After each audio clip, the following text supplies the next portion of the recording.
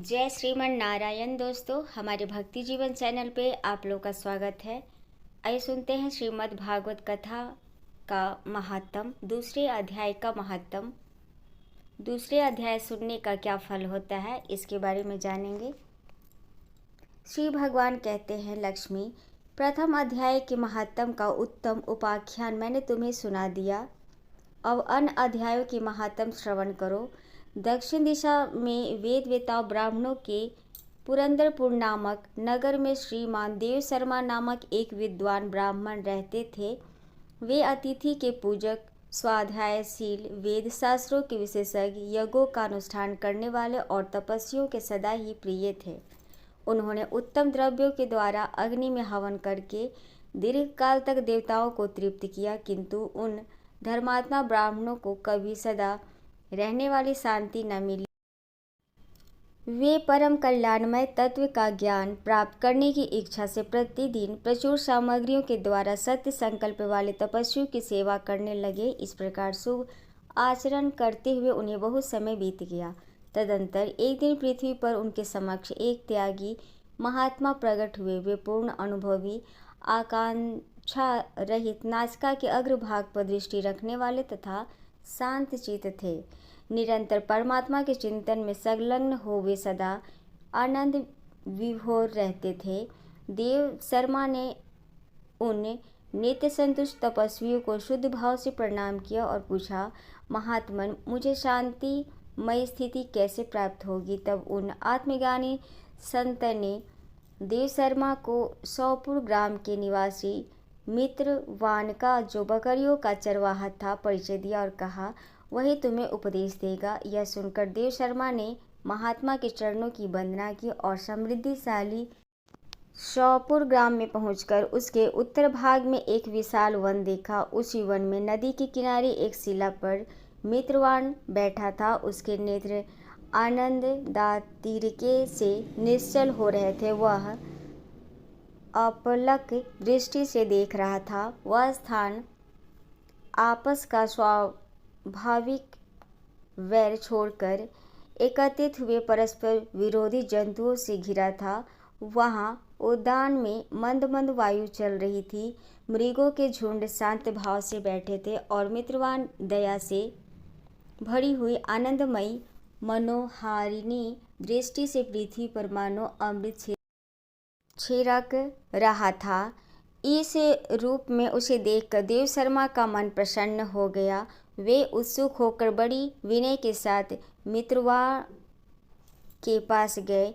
मित्रवान भी अपने मस्तक को किंचित नवाकर देव शर्मा का सत्कार किया। तदंतर विद्वान देव शर्मा अनय चिंत से मित्रवान के समीप गए और जब उसके ध्यान का समय समाप्त हो गया, उस समय उन्होंने अपने मन की बात पूछी, महाभाग, मैं आत्मा का ज्ञान प्राप्त करना चाहता हूँ। मेरे इस मनोरथ की पूर्ति के लिए मुझे किसी ऐसे उपाय का उपदेश दीजिए जिसके द्वारा सिद्धि प्राप्त हो चुकी हो। देव शर्मा की बात सुनकर मित्रवान एक क्षण तक कुछ विचार किया। उसके बाद इस प्रकार कहा, विद्वान, एक समय की बात है, मैं वन के भीतर बकरियों की रक्षा कर रहा था। इतने में ही एक भयंकर व्याघ्र पर मेरी दृष्टि पड़ी, जो मानो सबको ग्रास लेना चाहता था। मैं मृत्यु से डरता था, इसलिए व्याघ्र को आते देख बकरियों को झुंड को आगे करके वहां से भाग चला, किंतु एक बकरी तुरंत ही सारा भय छोड़कर नदी के किनारे उस बाग के पास बेरोक टोक चली गई। फिर तो व्याघ्र भी द्वेष छोड़कर चुपचाप खड़ा हो गया। उसे इस अवस्था में देखकर बकरी बोली, व्याघ्र, तुम्हें तो अविष्ट भोजन प्राप्त हुआ है। मेरे शरीर से मांस निकालकर प्रेम पूर्वक खाओ ना। तुम इतनी देर से खड़े क्यों हो? तुम्हारे मन में मुझे खाने का विचार क्यों नहीं हो रहा है? व्याघ्र बोला, बकरी, इस स्थान पर आते ही मेरे मन में द्वेष का भाव निकल गया। भूख प्यास भी मिट गई, इसलिए पास आने पर भी मैं तुझे खाना नहीं चाहता। व्याघ्र के योग कहने पर बकरी बोली, न जाने मैं कैसे निर्भय हो गई हूँ। इससे मेरा क्या कारण हो सकता है? यदि तुम जानते हो तो बताओ। यह सुनकर व्याघ्र ने कहा, मैं भी नहीं जानता, चलो सामने खड़े हुए इन महापुरुषों से पूछे। ऐसा निश्चय करके वे दोनों वहाँ से चल दिए। उन दोनों के स्वभाव में यह विचित्र परिवर्तन देखकर मैं बहुत विस्मय में पड़ा था। इतने में ही उन्होंने मुझसे ही आकर प्रश्न किया।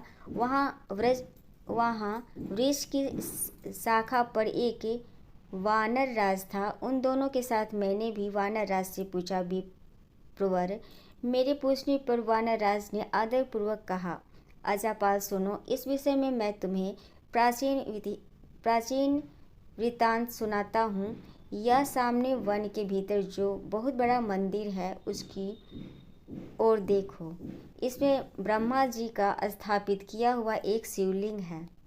पूर्व काल में यहाँ सुकर्मा नामक एक बुद्धिमान महात्मा रहते थे जो तपस्या में संलग्न होकर इस मंदिर में उपासना करते थे। वे वनों से फूलों का संग्रह कर लाते और नदी के जल से पूजनीय भगवान शंकर को स्नान कराकर उन्हीं से उनकी पूजा करते थे। इस प्रकार आराधना का कार्य करते हुए सुकर्मा यहाँ निवास करते थे। बहुत समय के बाद उनके समीप किसी अतिथि का आगमन हुआ। सुकर्मा ने भोजन के लिए एक फल लाकर अतिथि को अर्पण किया और कहा, विद्वान, मैं केवल तत्वज्ञान की इच्छा से भगवान शंकर की आराधना करता हूँ। आप इस आराधना का फल परिपक्व होकर मुझे मिल गया, क्योंकि इस समय आप जैसे महापुरुष ने मुझ पर अनुग्रह किया है। सुख शर्मा के ये मधुर वचन सुनकर तपस्या के धनी महात्मा अतिथि को बड़ी प्रसन्नता हुई। उन्होंने एक शिलाखंड पर गीता का दूसरा अध्याय लिख दिया और ब्राह्मण को उसके पाठ एवं अभ्यास के लिए आज्ञा देते हुए कहा, ब्राह्मण, इससे तुम्हारा आत्मज्ञान संबंधी मनोरथ अपने आप सफल हो जाएगा। यो कहकर वे बुद्धिमान तपस्वी सुकर्मा के सामने ही उनके देखते देखते अंतर्ध्यान हो गए। सुकर्मा विस्मित होकर उनके आदेश के अनुसार निरंतर गीता के द्वितीय अध्याय का अभ्यास करने लगे। तदंतर दीर्घकाल के पश्चात अंतकरण शुद्ध होकर उन्हें आत्मज्ञान की प्राप्ति हुई। फिर वे जहाँ जहाँ गए वहाँ तपोधन शांत हो गया। उनमें शीत, उष्ण और राग द्वेष आदि की बाधाएं दूर हो गई। इतना ही नहीं, उन स्थानों में भूख प्यास का कष्ट भी जाता रहा तथा भय का सर्वथा अभाव हो गया। यह सब द्वितीय अध्याय का जप करने वाले सुकर्मा ब्राह्मण की तपस्या ही प्रभाव समझो। मित्रवान कहता है, वानरराज के यों कहने पर मैं प्रसन्नतापूर्वक बकरी और बाघ के साथ उस मंदिर की ओर गया। वहां जाकर शिलाखंड पर लिखे हुए गीता के द्वितीय अध्याय को मैंने देखा और पढ़ा।